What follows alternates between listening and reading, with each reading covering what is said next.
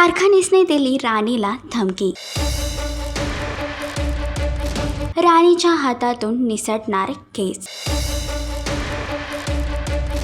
हुकुमाची राणी या मालिकेच्या आगामी भागामध्ये पहिल्याच दिवशी राणीने कारखानीसाचा अपमान केला होता. एवढंच नव्हे, ही गोष्ट त्याने आपल्या इगोला लावली आणि आता त्याने राणीला ओपन चॅलेंज केला की मी ही केस देखील जिंकून दाखवणार आणि मी माझं शतक पूर्ण करणार. तर हँडरायटर एक्सपर्ट कोर्टामध्ये पलटल्यामुळे आता राणीची केस तिच्या हाताबाहेर गेली आहे. पण राणीने कोर्टातून वेळ मागितला आहे. तर कोर्टाच्या पुढच्या तेरीला नक्की निकाल कोणाच्या बाजूने लागणार. राणीने कारखानीसला दिलेला चॅलेंज पूर्ण होईल का? मला काय वाटतं हे कमेंट करून नक्की सांगा. आणि अशीच अपडेट जाणून घेण्यासाठी तुम्ही आमच्या channel Tellychakkar regional like, share आणि सबस्क्राईब नक्कीच करा.